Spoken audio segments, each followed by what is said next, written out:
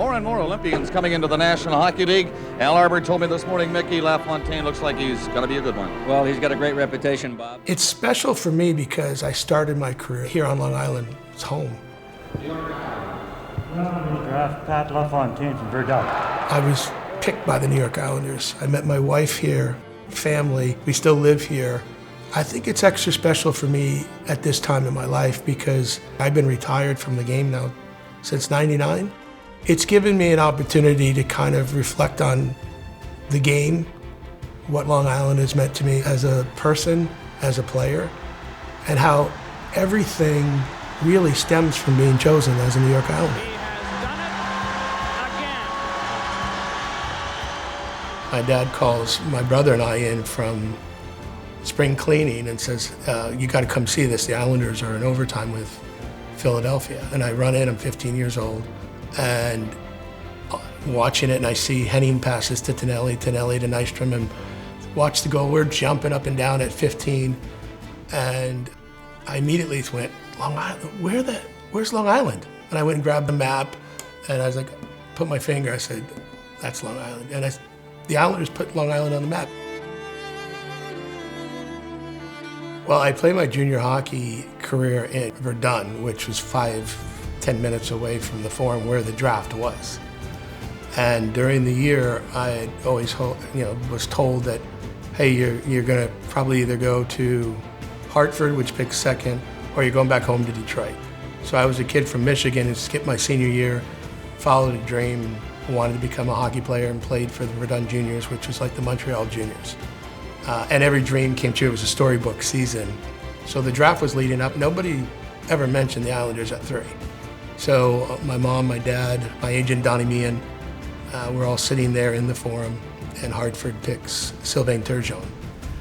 And I remember looking over at them, and I said, well, I guess maybe I'm coming back to Detroit.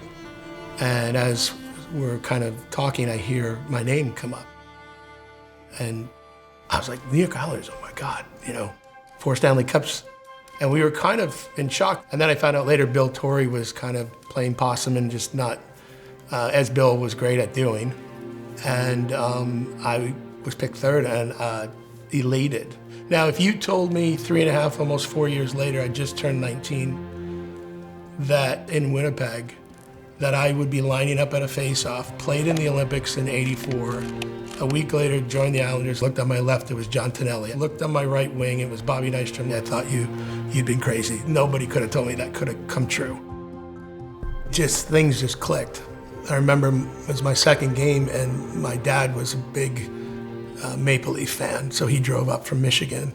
Because we lived right on the border. We lived in Waterford, Michigan, which was an hour from Windsor. So he was excited to go to Maple Leaf Garden to watch that game. LaFontaine got back to him. Bourne to the line. Bourne gets in front. Bourne right in. Rebound, score! LaFontaine with his first NHL goal, a happy young man. Look at that. Smile is worth $1 million, isn't it?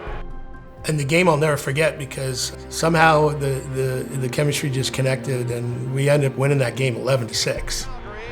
LaFontaine, number 16, get his 3rd goal of his young NHL. And I remember Al coming in and kicking over the trash can, and he was upset. We gave up 6 goals, and the 3 goals and the 2 assists were great. Were really a lot of fun, and it was exciting as your first NHL goal. And then we were number 1, 2, and 3 star of the night, the whole line.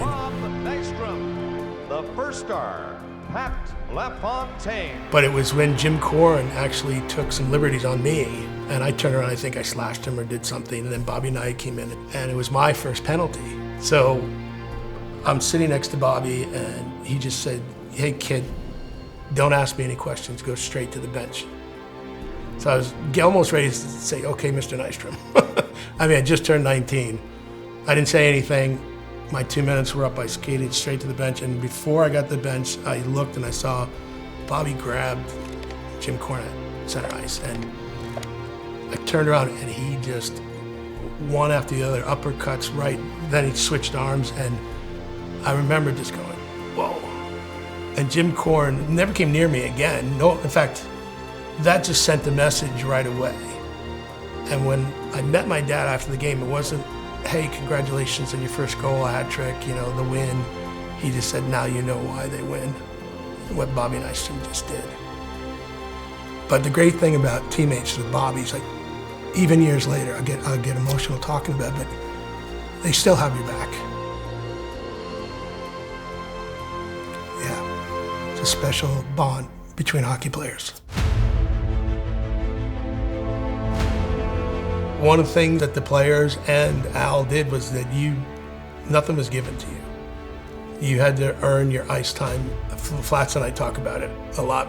You know, going through Al's boot camp for the first 2 years. If you're going to last 2 years through the Al Arbour boot camp, you're going to play 15 years pro.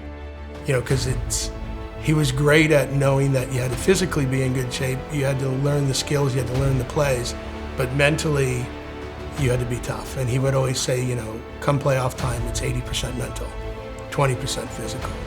The fact is that if the roof is caving in, I don't care, don't lose your focus. And the team that was even keel, and that's one thing I saw with this team, was they always kept this, never got too high, never got too low. And that's something actually Mike Bossy instilled something in me at a very young age that I used the rest of my career that really helped me. Deneen out front, shoots, hit a stick, comes to the line. LaFontaine shot, he scores!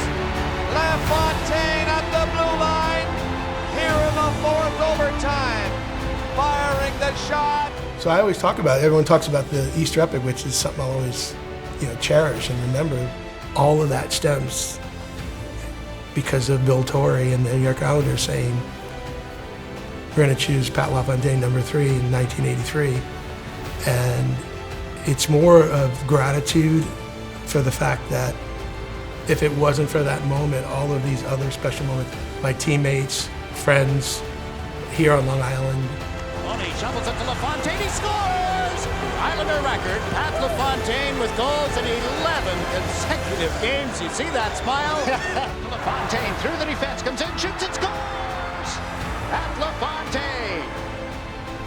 One choice that is really about my life. And then the game of hockey has taught me so much. Taught me leadership, taught me teamwork, it's taught me adversity. It's taught me sacrifice, discipline, pushing myself probably further than I could or should have at times. But I use that every day in my life. So I guess it's part of your journey, it's part of your story. So to have this kind of come full circle at this time in my life, just turning 60, and it's meaningful. When you put it all together, I feel so blessed and lucky and honored.